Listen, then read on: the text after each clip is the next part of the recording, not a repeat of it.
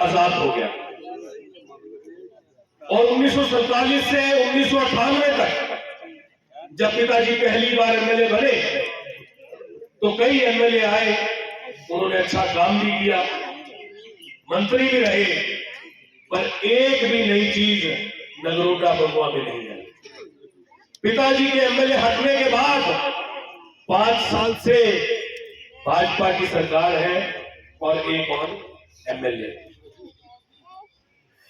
मैं on the records कहना चाहूंगा कि एक भी नई चीज, एक भी बड़ी चीज नगरोटा बगुआ विधानसभा क्षेत्र में इन 5 वर्षों में नहीं आई। जो कुछ भी नगरोटा बगुआ में आया वो उन 20 सालों में आया जब विकास पुरुष श्री जीएस बाली जी ने रात दिन एक किया और पीड़ा उठाया, आप लोगों की पीड़ा का, आप लोगों की उम्मीद का, आप लोगों के आने वाले सपने का। आप लोग जो रात दिन सोचते थे कि नगरोटा बगुआ में आए, जब अखबार के पन्ने अगले दिन खोलते थे तो कभी मेडिकल कॉलेज खुला होता था, कभी इंजीनियरिंग कॉलेज खुला होता था, कभी एसडीएम कोर्ट खुला होता था, कभी तहसीलें खुली होती थी, कभी आईटीआई खुले होते थे, कभी डिग्री कॉलेज खुले होते थे, कभी फायर ब्रिगेड का ऑफिस खुला होता था, कभी एम्प्लॉयमेंट एक्सचेंज का ऑफिस खुला होता था, कभी एक्ससीएल का, पीडब्ल्यूडी का ऑफिस खुला होता था, आईपीएच का ऑफिस खुला होता था।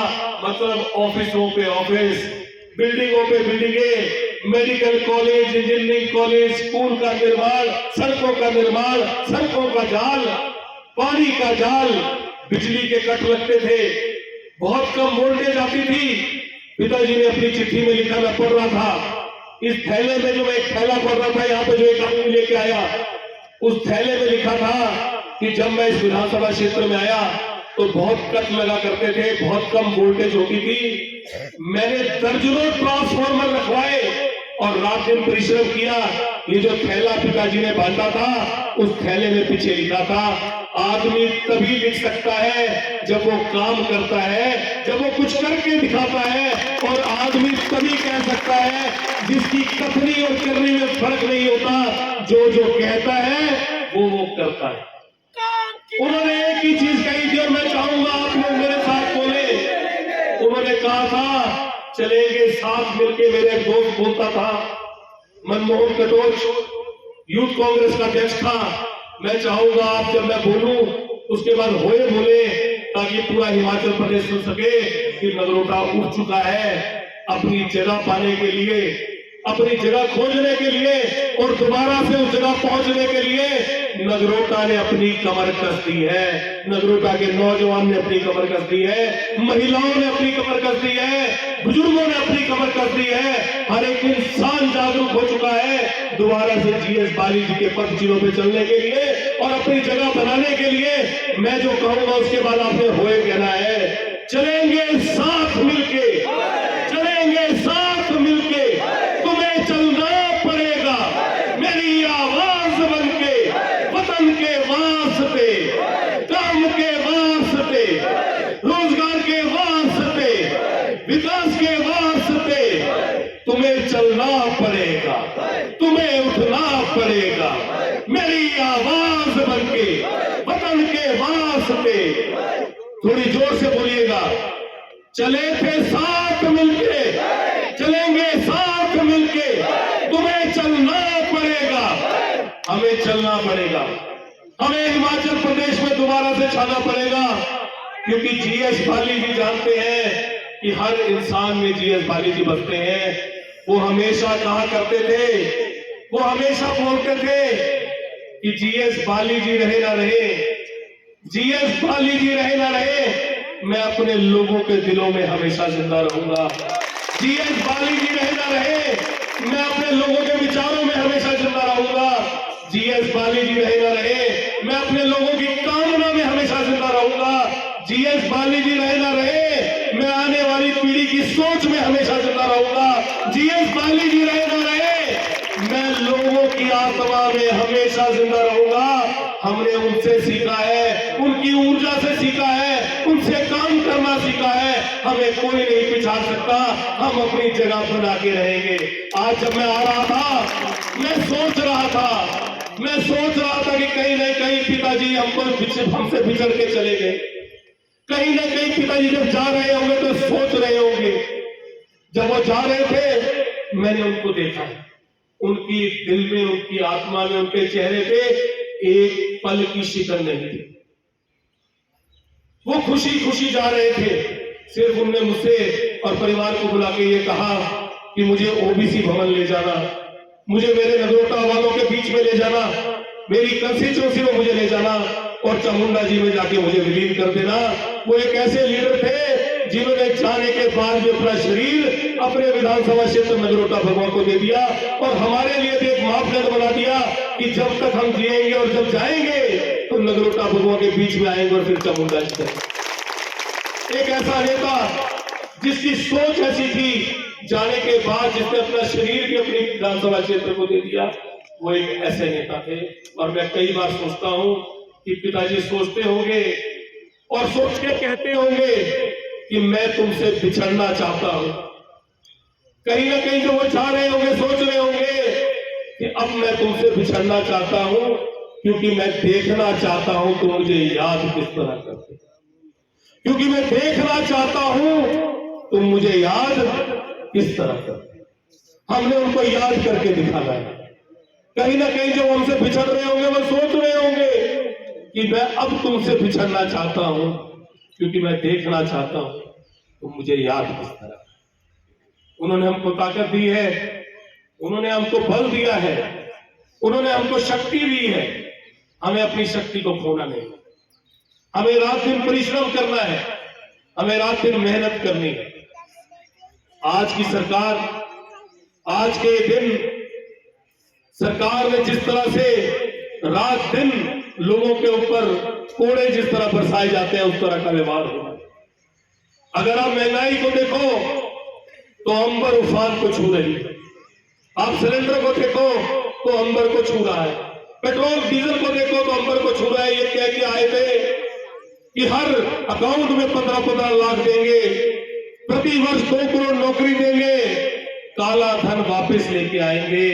इन्होंने कोई वादा पूरा नहीं किया, सिर्फ उन लोगों को चला ताकि ये सत्ता आ गया।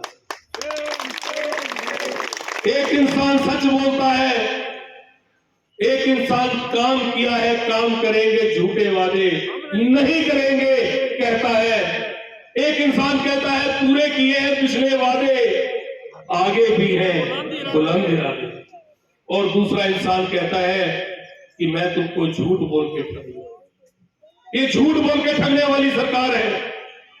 आज जो हमारे फौज में जाते हुए वीर भाई हैं, उनके साथ इतना बड़ा छल, बेरोजगारों के साथ इतना बड़ा छल, बड़ी बड़ी बातें कह के लोगों को लूटा गया, 15-15 लाख का झांसा दिया गया, घर घर में रोजगार का झांसा दिया गया, हर घर में खुशहाली का झांसा दिया गया और लोगों को लूट लिया।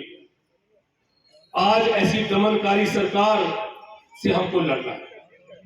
हमें दोबारा से उस सरकार को लाना है जो कहती है वो करती है, जो श्री जीएस पाली जी की सोच है। इस सरकार के बारे में मुझे कुछ पंक्तियां याद आती है कि मुझे तो इनकी नीयत पे तरस आता है, मुझे तो इनकी नीयत पे तरस आता है। जो कांटे बो के भी जमीन से गुलाब चाहते हैं, जो कांटे बो के भी जमीन से गुलाब चाहते हैं, आप लोग कांटे बो रहे हो, आप जमीन से गुलाब चाह रहे हो, लोगों को परेशान कर रहे हो, महंगाई की मार दे रहे हो, बेरोजगारी की मार दे रहे हो, विकास के नाम पे छल कर रहे हो। आप लोग कहते हो कि आपने विकास किया, झूठ बोलते हो कि सड़कें बनाई, झूठ बोलते हो कि टांडा मेडिकल कॉलेज हमने बनाया, इंजीनियरिंग कॉलेज हमने बनाया, डिग्री कॉलेज हमने बनाया, हर गांव की सड़क हमने पक्की की। एक एक बात आप झूठ बोलते हो। जिस गांव में जाते हो उस गांव में छलते हो, उस गांव में झूठ बोलते हो। हमने ऐसी दमनकारी सरकार को बाहर निकालना है। आज सारे इकट्ठे मिली न चढ़ना है, सारे 2-3 एजेंडा है ना, जिन एजेंडा पर हाँ काम करना है। मैं सिर्फ तो जो चीज बोलनी है जैसे है, सारे पता है कि पिताजी ने क्या कराया, सारे पता है कि ना क्या गवाया। बलदेव अंकल गल आए है मिंजो कि ITI जो है बलदरे यारी साहब मॉडल ITI देने गए हैं कहीं ए मॉडल ITI चली आज तक साहब जो फटा लगाया तेरा एक ही गलाना हा कि मैं गप्पा च नहीं बतियांदा जो मैं गलांदा सै मैं कमांदा इन्हां दी गल इक्को ही थी कि मैं गप्पा च नहीं बतियांदा जो मैं गलांदा सै मैं कमांदा मिंजो ना तो गप्पा मारनियां होंदियां ना झूठ बोलना होंदा ना लोगों ने छल करना। मैं कई बार सोचता कि सारे विच ताकत चाहिए रोजगार की लड़ाई लड़नी है महिलाओं के उत्थान की लड़ाई लड़नी है आने वाले कल की लड़ाई लड़नी है आप लोगों के बच्चों की लड़ाई लड़नी है नगरोटा में विकास की लड़ाई लड़नी है नगरोटा की पहचान की लड़ाई लड़नी है जो नगरोटा की पहचान पूरे हिमाचल प्रदेश में थी जो नगरोटा का डंका पूरे हिमाचल में बजता था जो श्री GS बाली जी ने इतने बड़े बड़े मुकाम नगरोटा को लाके दिए पूरे हिमाचल को लाके दिए आज इतना बड़ा डिपू आज इतनी बड़ी वर्कशॉप बस स्टैंड जो सबसे बड़ा डिपू आज जो बस चलती है तो उसमें नगरोटा दिल्ली नगरोटा पालम नगरोटा चंडीगढ़ लिखा होता है और पूरा हिमाचल प्रदेश पूरा पंजाब पढ़ रहा होता है कि नगरोटा विधानसभा क्षेत्र को क्षेत्र। मैंने सिर्फ आपसे 2 अपील करनी है बातें करूंगा बहुत सारी हो जाएंगी इसमें ज्यादा बातें नहीं करूंगा। मैं सबसे पहले जो हमारे यहाँ पे मंच पे सम्मानित मंच पे लोग बैठे हैं मैं आपका धन्यवाद करता हूं। ब्लॉक कांग्रेस कमेटी के प्रेसिडेंट चौधरी मान सिंह जी बैठे हैं रियाड़ जी बैठे हैं रोशन लाल जी हमारे पूर्व अध्यक्ष बैठे हैं यहाँ पे कैप्टन रोशन लाल जी रोशन खन्ना जी बैठे हैं और जितने भी सम्मानित प्रधान बैठे हैं जितनी भी महिलाएं बैठी हैं जिन्होंने मेरे से पहले वक्ताओं ने बोला इतना बेहतरीन बोला मैं आप सबका धन्यवाद करता हूं। समय का अभाव था आपको रोका गया हुआ मैं हाथ जोड़ के आपसे माफी चाहता हूं पर जितने मेरे युवा साथी हैं आपके जोश में कमी नहीं आनी चाहिए। मैं आपको एक चीज कहूंगा पहले तो आपका जोश बढ़ाते हैं 2 बातों से। मैं कहूंगा दूर हो मंजिल आपने कहना एक हो जाना रे जब मैं बोलूंगा दूर हो मंजिल रास्ता मुश्किल एक हो जाना रे एक हो जाना रे ये पिताजी ने हमको सुनाई थी जब हम छोटे थे एक हो जाना रे। गम नहीं तो रात है लंबी मगर आएगा रोशन सवेरा आज दिन अपना नहीं है तो क्या कल दिन तो होगा मेरा एक हो जाना रे एक हो जाना रे एक हो जाना रे। हमने दोबारा से वो दिन लाना है आप लोगों में ऊर्जा होनी चाहिए नगरोटा को दोबारा उस जगह पहुंचना है। मैं जब हिंदुस्तान के कोने कोने में जाता हूं जब मेरी पार्टी मुझे अलग अलग जगह भेजती है मैंने पिताजी से बहुत कुछ सीखा है।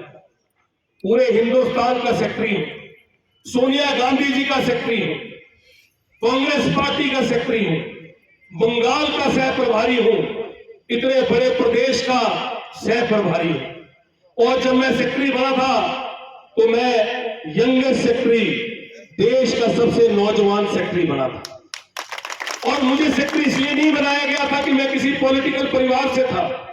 मैंने NSUI में दरिया भी उठाई मैंने यूथ कांग्रेस में दरिया भी उठाई है मैंने यूथ कांग्रेस में काम किया। इससे पहले आपने मेरा भाषण नहीं सुना होगा सिर्फ पिताजी के विधानसभा के चुनावों में मैं गांव में आता था और अपनी बात रखता था। मैं कभी मंच में नहीं आता था पीछे सबसे पीछे सीट में बैठता मेरे पिताजी की गाड़ी में मैं कभी नहीं बैठता था मैं पिछली गाड़ी में बैठता था क्योंकि मुझे लगता था पिताजी की गाड़ी में उनके साथ जो उनके वर्कर हैं उनके सपोर्टर हैं उनको बैठना है मैं एक सीट नहीं लूंगा। मैंने त्याग जो करना किया वो मेरे पिताजी ने मुझे सिखाया। उन्होंने बताया कि आपने त्याग करना है जो आदमी त्याग करता है वो आगे बढ़ता है और आज मुझे उनकी शिक्षा याद आती है जब मैं आप लोगों के दिलों में अपने लिए प्यार देखता हूं। अगर मैं आगे बैठता अगर मैं सोफे में बैठता तो आज मैं यहां नहीं बैठा हूं। आज आप लोगों ने मुझे इस तरह से प्यार नहीं दिया होता आपने कहा होता कि ये तो पहले से ही डीसी बन के बैठ जाता था।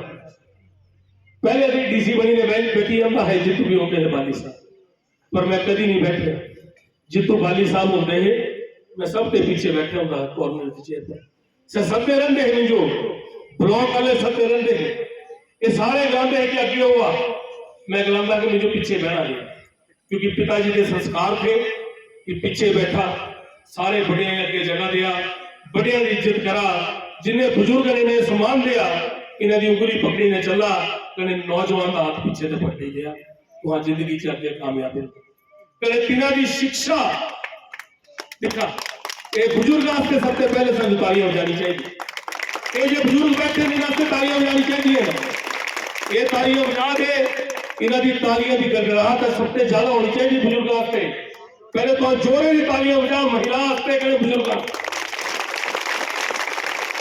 ये शक्ति है ये जीएस बाली जी है ये जो बैठे न ये जो माता बैठी है ये जो महिला बैठी है तीन भैन बैठी है ना ये जीएस बाली जी ने जो बच्चे बैठे हैं ना ये जीएस बाली जी है ना जीएस बाली जी ये सिखाई ने गए न कि सारे इकट्ठे रहना है बड़े आदर सम्मान देना है मां प्यो का आदर सम्मान करना है अगे बढ़ना है पढ़ाई करनी है बुरी चीजों से बचना है कड़े नशिया से बचना है जीएस बाली जी ने इन्ने इलेक्शन लड़े पर सर नशिया से कभी नहीं गए चाहते तो सर नशे जिन्ने मर्जी बनी तिना सब कुछ था पर जिंदगी से तिना अपने संस्कार सबके ऊपर रखे तिना बोलिया मैं आने वाली पीढ़ी ये खराब नहीं कर सकता तिना बोलिया कि मुझे भविष्य की चिंता है मैं लीडर है मैं आने वाली पीढ़ी को खराब नहीं कर सकता मुझे लोगों को आगे बढ़ाना है ऐसा जीएस बाली जी सोचते हमने उन विचारों को आगे लेके जाना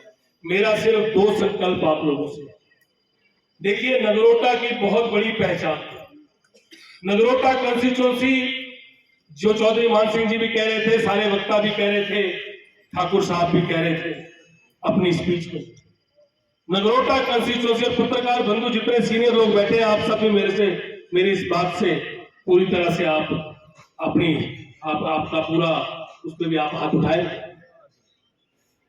कहीं ना कहीं हर आदमी जानता है कि नगरोटा बगुआ जो है वो सबसे ऊपर पहुंच गया जीएस बाली जी 67 साल की उम्र में चले गए मुझे लगता है कि इससे ज्यादा दुख भरी बात हम सबके लिए कोई नहीं हो सकती हम सबका जो मन है वो व्यथित है हम सब लोग पीड़ा में हैं ये इलेक्शन अगर हम लड़ भी रहे हैं तो पीड़ा के साथ लड़ रहे हैं उनकी प्रेरणा के साथ लड़ रहे हैं उनकी सोच के साथ लड़ रहे हैं किसको आगे बढ़ाना पर मैं चाहता हूं जितने मेरे बुजुर्ग मेरे भाई बैठे हैं चंगर से आए हैं पलम से आए हैं अलग अलग गांव से आए हैं मैं आप सबसे एक ही अपील करता हूं अपनी जगह हमें खुद जाके लेनी पड़ेगी जीएस बाली जी यहां बैठे हुए थे अगर एक कदम और बढ़ाते तो वो मुख्यमंत्री बन जाते अगर आज वो हमारे बीच में होते तो आज वो निसंदेह मुख्यमंत्री होते आने वाले मुख्यमंत्री होते क्योंकि वो सबसे सीनियर थे और निसंदेह जीएस बाली जी की लीडरशिप पे सबको विश्वास था आज वो हमारे बीच में नहीं है हमें उनके लिए संघर्ष करना है उन्होंने हमें संघर्ष करना सिखाया है हमें दोबारा से उनकी रोजगार यात्रा को लेके चलना है हमने दोबारा से पूरे प्रदेश में वो यात्रा लेके जानी है ताकि हम नगरोटा बगुआ का झंडा हर विधानसभा क्षेत्र में जाके गाड़ दें कि नगरोटा बगुआ क्या है इस यात्रा का चरण सिर्फ 2 दिन का होगा एक जिले में यात्रा 2 दिन के लिए जाएगी और जो 2 दिन के बाद लोग वापस आ जाएंगे यहां से हम मनाली जाएंगे और मनाली से लोग वापस आ जाएंगे दूसरे दिन लोग घर को वापस पहुंच जाएंगे आप लोग 2 दिन दे सकते हैं ना जीएस बाली जी के लिए हाथ खड़े करके बताइए 2 दिन दे सकते हैं ना जीएस बाली जी के लिए बिल्कुल दे सकते हमने अपने आने वाली पीढ़ी के लिए लड़ना है हमने बेरोजगारों के लिए लड़ना था कि हिमाचल प्रदेश में जब सरकार बने तो नगरोटा का हक कोई ना मार पाए सबको पता हो कि नगरोटा बगुआ हजारों की संख्या में बाहर निकलना भी जानता है और अपना हक भी लेना जानता है हमें दोबारा उस तरह से आगे बढ़ना है हमने रोजगार यात्रा लेके जानी है एक चरण के अंदर तकरीबन हम लोग यहां से मंडी और मंडी से मनाली जाएंगे मनाली में हडिम्बा माता के दर्शन करेंगे हडिम्बा माता के दर्शन करके वापस आ जाएंगे जिस तरह पिताजी ने किया और दूसरा चरण जो पहली बार जाएंगे वो दूसरी बार नहीं जाएंगे जो दूसरी बार गांव जाएंगे वो फिर शिमला जाएंगे और शिमला में दर्शन करके अपनी बात रख के अपनी रोजगार की यात्रा रख के वापस आएंगे। हमने सिर्फ वो झंडा उठा के चलना है रोजगार का कि हमें अपने बच्चों के लिए रोजगार चाहिए। ये जो अग्निपथ इन्होंने किया है इसकी लड़ाई हमने बुलंद करनी है। फौज में जो बच्चे जिन्होंने रात दिन परिश्रम करके टेस्ट पास किया और जो आगे सोचते थे फौज में जाने के लिए, उनकी जिंदगी में आगे अंधेरा है। उनको पता नहीं है कि हम कहां जाएं। वो व्यथित है, परेशान है, त्रस्त है। उनकी पीड़ा के लिए हमको लड़ना है। हमें रात दिन परिश्रम करना है। नगरोटा कोई भी चीज संघर्ष के बगैर नहीं मिलती। आप याद करिए पिताजी कितनी रैलियां किया करते थे। पिताजी के लिए आपने कितनी रैलियां की हैं। जब रैलियां की तब इतना बड़ा कद बना, तब नगरोटा को इतना बड़ा विकास का मसीहा मिला, तब विकास पुरुष पैदा हुए और उनको रैलियां करनी आती थी, उनको भाषण देना आता था, उनको अपनी बात मनवानी आती थी, उनको अपना काम करवाना आता था। हम भी ये सब जानते हैं। मुझे आप सबसे ताकत चाहिए। जो पीछे से पीछे लोग बैठे हैं, जो डंगे के ऊपर बैठे हैं, जो डंगे के ऊपर भी बैठे हैं, तो आतिलाने जरा आतिला दिखाई ला दे सारे हाथ। जो पीछे बैठे जिस पासे खड़ोते हैं तू भी अपना आतिलाने हो इतना सारे ला दिया।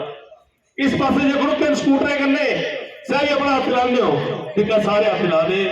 इतना मतलब तुहां सारे ताकत है, तुहां द्वारा पे से ताकत बनना है। आज सारे द्वारा पे मेहनत करनी है। जो जीएस बाली जी ने सिखाया उसको लेके चलना और दोबारा से नई नई चीजें, नए नए विकास के आयाम हमने नगरोटा बगुआ में लाने हैं। और कितनी सारी नई चीजें पिताजी के दिमाग में थी। मैं ले गलाना नहीं है क्योंकि मैं गप्पा से नहीं बतियाना। जो मैं गलाना से मैं कमाना, मैं जो गलाना से मैं कमाना। इस हफ्ते मैं तालू गलाना चालू गलाने की गल होनी। ये 3 महीने की गल रही। ये 3 महीने की पत्रकार बंधुओं से मेरा निवेदन है, आप देखिए गांव की मीटिंग है। गांव की मीटिंग में हजारों लोग हैं, सड़कों पे लोग हैं, यहाँ पे पंडाल भरे हुए, डंगे भरे हुए। आप देखिए हर जगह लोग ही लोग हैं। इस चीज को लिखिए। आप लोग भी कहीं ना कहीं संविधान की रीढ़ की हड्डी है। आप लोग भी एक संविधान के अंदर बहुत बड़ा कद रखते हैं। लिखिए कि नगरोटा अपनी पहचान द्वारा बरकरार करने के लिए तैयार खड़ा है। दोबारा से नगरोटा लड़ाई लड़ने के लिए तैयार खड़ा है। दोबारा से नगरोटा विकास के नए नए आयाम, बड़ी बड़ी बिल्डिंगें, बड़े बड़े कॉलेज, बड़ी बड़ी चीजें लाने के लिए तैयार खड़ा है और दोबारा से लोगों को रोजगार दिलवाने के लिए तैयार खड़ा है। इसको आप लोग लिखिए कि हम लोग ये लड़ाई लड़ेंगे।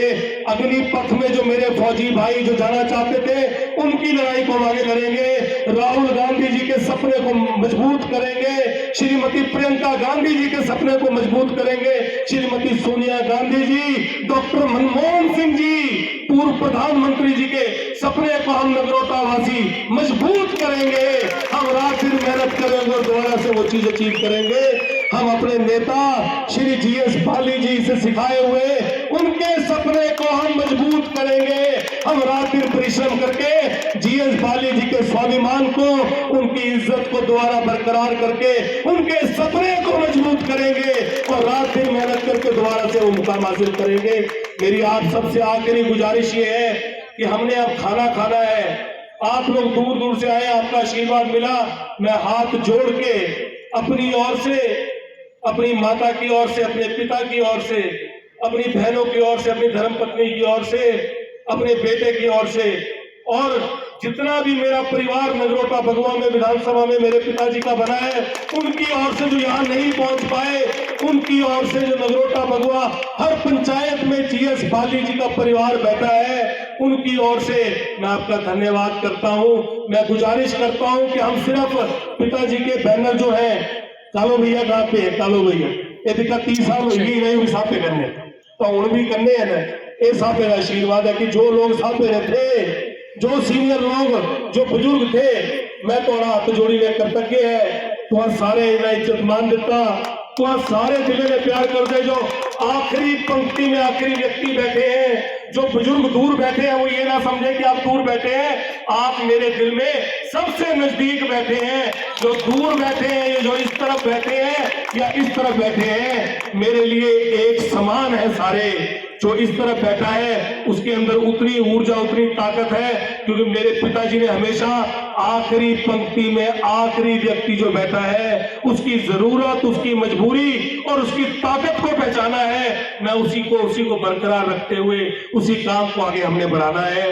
मैं आपका बहुत बहुत धन्यवादी हूँ। हमने सिर्फ खाना खाने से पहले यहाँ से जाना है, बाहर जाके सिर्फ हमने पिताजी के बैनर लेके, होर्डिंग लेके, हमने सिर्फ जो अग्निपथ में जो हमारे वीर हैं जिनके साथ अन्याय हुआ है, जो बेरोजगार हैं, जो नगरोटा के अंदर हजारों नौकरियां दी गई पहले और आज एक भी नौकरी नहीं है, हमने उन रोजगार के लिए लड़ाई मुहिम आगे करना है ताकि ये लोग हमारा प्रदर्शन देख सकें कि उग्र है नगरोटा, ताकत है नगरोटा के अंदर।